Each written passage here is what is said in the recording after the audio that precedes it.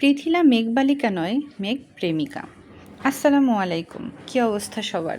আজকে একটি আদুরে আদুরে বই নিয়ে কথা বলতে চলে আসলাম। ভিডিও দেখে এতক্ষণে নিশ্চয়ই বুঝতে পেরেছেন আজকে কোন বইটি নিয়ে কথা বলবো।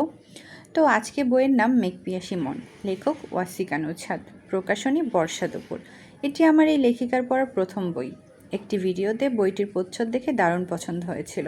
লেখিকার লেখনী আমার বেশ ভালো লেগেছে। চলুন গল্পে চলে যাই। গল্পটির পটভূমি ওয়েস্ট ভার্জিনিয়া, অর্থাৎ দেশের বাহিরের। শুরুতে আমরা দেখতে পাই আমাদের গল্পের মূল চরিত্র পৃথিলাকে, যার ওয়েস্ট ভার্জিনিয়াতে নিজের একটি বাড়ি রয়েছে, যেখানে সে স্টুডেন্ট বা কর্মজীবীদের ভাড়া দেয়। এই গল্পে পৃথিলাকে একটু অন্যভাবে প্রেজেন্ট করা হয়। পৃথিলা এক দীর্ঘাঙ্গিনী নারী, যার দুই রঙের দুটি চোখ। এরপর গল্পে দেখানো হয় পৃথিলার কাছে ভাড়া নিতে আসে আকাশ। আকাশ জানায় সে বিদেশের মাটিতে সে বিপদে পড়েছে। তার ফান্ড নেই, সেমিস্টার ফি দিতে পারছে না, ওয়ার্ক পারমিট নেই।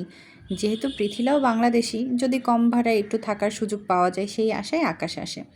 পৃথিলা একদমই রাজি হয় না, কারণ সে বাংলাদেশিদের একদমই পছন্দ করে না।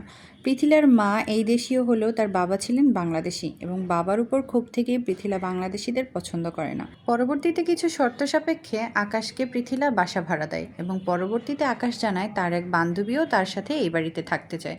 প্রথমে পৃথিলা রাজি না হলেও পরবর্তীতে রাজি হয়, এবং তখনই আমাদের গল্পের প্রবেশ করে নাতাশা। এর কিছু পরেই আমরা জানতে পারি নাতাশা ও আকাশ, এদের আসলে কারোরই কোনো সমস্যা নেই। এরা পৃথিলাকে একদমই মিথ্যা কথা বলে এই বাসা ভাড়া নিয়েছে, কারণ এর পিছনে রয়েছে নাতাশার একটি উদ্দেশ্য। পরবর্তীতে আমরা জানতে পারি আকাশ ও নাতাশার বিয়ের কথা চলছে।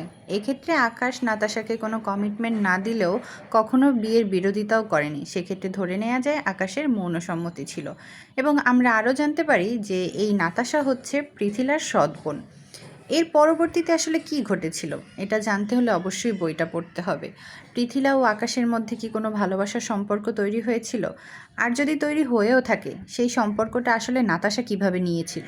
অথবা নাতাশা এবং পৃথিলার মধ্যে যে একটা সম্পর্ক রয়েছে, এটা জানার পর পৃথিলা কিভাবে রিয়েক্ট করেছিল? আর ঠিক কী উদ্দেশ্য নিয়ে নাতাশা এ বাড়িতে আসে? জানতে হলে অবশ্যই বইটি পড়তে হবে। আল্লাহ হাফেজ।